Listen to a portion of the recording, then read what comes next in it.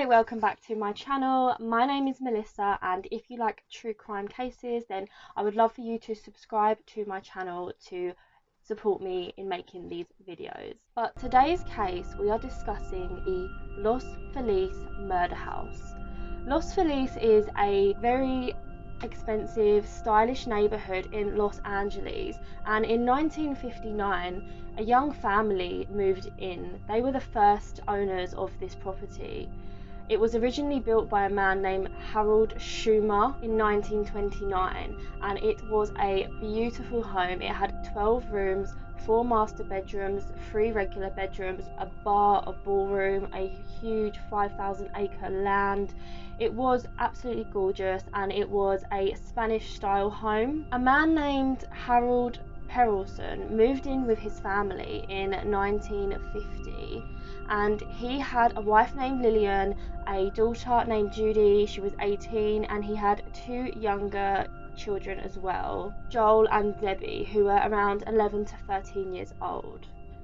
When Harry the Maker died, they bought the home for just $60,000. Can you imagine? They were living it up. They had this gorgeous home. Harold was an extremely successful doctor. He was a heart surgeon, and he was extremely wealthy and worked really hard during his career. Everyone that knew him thought he was living the life. He had this beautiful family, he had this gorgeous Spanish mansion in this really fancy area. He was really successful and he was really well known. But on December 6th, 1959, things took a very horrific turn. Neighbours of the Perelson family woke at about 5 a.m. to the eldest daughter of Harold and Lillian banging on their front door, screaming, "Please don't kill me."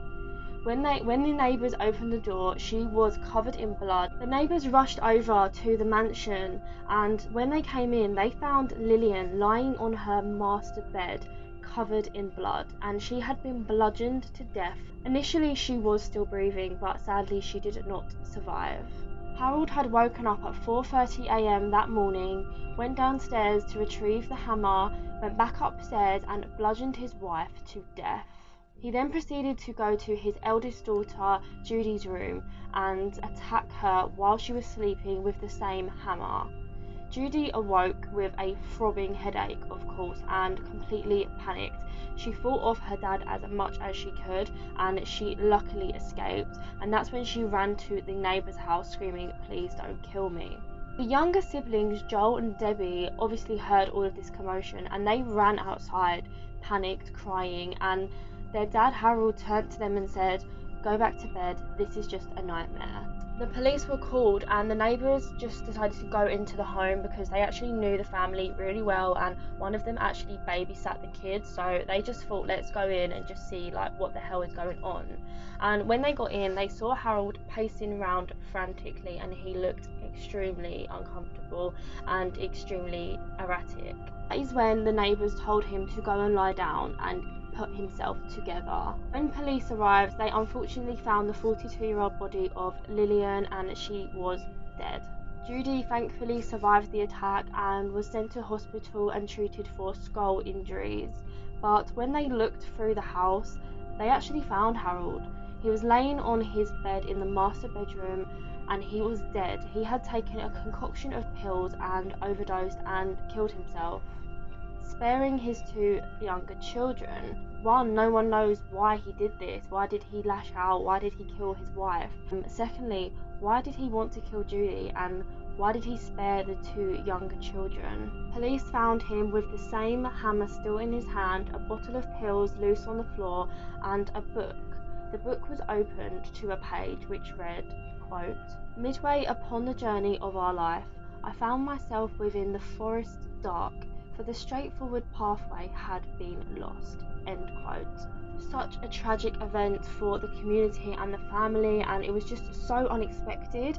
I mean, Harold had it all. Like I said, he was a successful doctor, he had a young wife, he had young children, he had his whole life ahead of him, and what made him just snap like this? The children's aunt took sole custody of them, and they moved across the states. They have never been interviewed and they have never spoken in the media about this. So it is speculated that Harold had some financial issues. Although he was a successful doctor, there were a few instances that made people think maybe this was because he had no money and he just didn't know how to go on. Harold, as well as being a heart surgeon, was actually an extremely successful man. He actually began inventing a type of syringe, and this syringe, we're unsure if it ever made it to the market or if someone else thought of this idea after him, but he basically invented this syringe where it was kind of like in a glass. So instead of taking the syringe out to then inject, it would inject through glass, to that you wouldn't have to expose the injection to air and other things that could potentially affect the effectiveness of the injection. I think that's just about right. And he went into a verbal contract with a man named Edward, who was basically gonna help him promote this product. I think it was kind of like a business deal, like he thought of it, and Edward was gonna kind of like bring it into the motion. But Edward royally screwed him over, and he actually didn't go halves on him with the money he said he was going to. So Harold tried to sue him for $100,000, which was obviously a lot more back then. It was close to like $1 million back then, but he lost and he only ended up getting back about $24,000. So it was a proper kick in the teeth for him. Also, just before the murder suicide, Judy was driving her dad's car around the Los Feliz neighborhood, and she actually crashed with another car. And again, Harold tried to sue the other drivers and claim money. He asked the court for $20,000 in compensation, but the other drivers said that Judy ran through a red light. They did actually win. They ruled in Harold's favour, but he only got enough that would pay the medical bills off, so literally nothing at all. As you can see, there's a recurring theme. He kept kind of getting screwed over in the court, so it does point to the fact that maybe he was having financial issues. A letter was also recovered which Judy wrote to her aunt, which said the following, quote, "My family are on the merry-go-round again. Same problems, same worries, only tenfold. My parents, so to speak, are in bind financially." What really confuses me is why he killed his wife, why he tried to kill Judy, and why he left the two younger children. We hear cases like this a lot, like Chris Watts, where he kind of killed his whole family, and obviously I'm not saying I wanted that to happen, but it just makes you think like why things went the way they did. What was his thought process behind it? Was he actually going to commit suicide after killing his wife? Because maybe he thought he would be successful in killing Judy. Did he plan to commit suicide?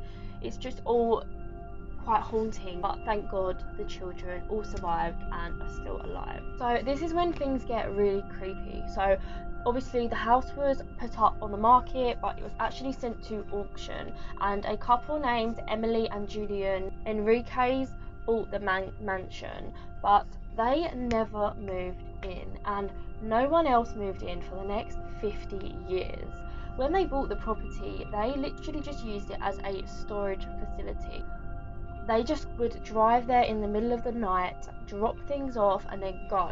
They never stayed a single night, and they didn't want to. The house essentially stayed as a time capsule, with people peering into the windows and seeing a Christmas tree with the wrapped presents underneath, covered in a thick layer of dust. Like, how creepy. The mansion was a mess. The weeds were overgrowing, it was covered in dust, and it just wasn't being maintained. In 1994, when Emily sadly died, the house was given in inheritance to their son Rudy, and again, he never moved in. He never stayed one single night, and he said that he did not want to. Over the years, obviously, true crime fans and ghost hunters started visiting the house, because obviously it's like this infamous house. And I didn't mention this earlier, but in case this sounds familiar, it's actually the inspiration for American Horror Stories Season 1 Murder House. Over the years, people of all kinds went to the house. There were prostitutes, there were homeless people, there were drug deals going on. People would like break in and have picnics in the back garden, and lots of people reported some paranormal activity, which I know is widely debated, but I just think it's so creepy to think about. People said that they saw faces staring at them from the windows, multiple faces that would then just disappear.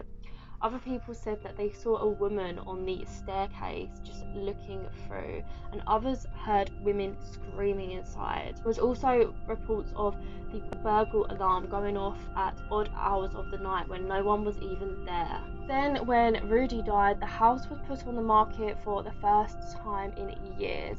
In just 2016, a woman and her husband named Lisa Bloom decided to buy the property for around 2.3 million.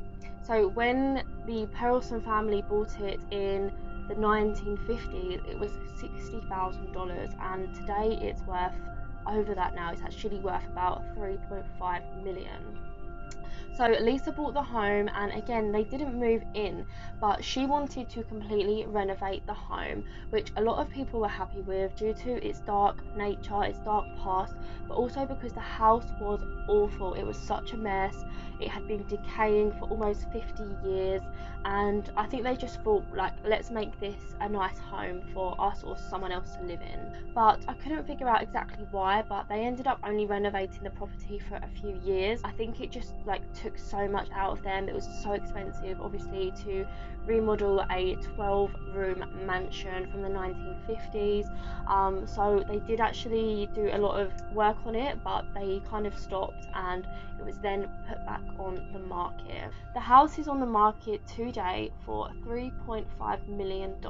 So if anyone's interested, you can go check it out online. I tried to look into if it has been sold again. I don't think so. There wasn't really anything substantial enough, I felt, to put in this video. I just thought this story was crazy. It's really creepy. I'm really interested in stuff like this. I would literally go to the house just to scope it out, just to see what it's like. It's just surreal. So yeah, what do you think about this house? Would you live here? Why do you think no one else has lived here for 50 years? I mean, it sounds bizarre. I mean, there's a lot of houses where a lot of crimes have happened in, and people are happily living there now. So for such a beautiful mansion in the centre of LA, it seems weird to me that people can't stay at this house. People seem to not be able to stay there.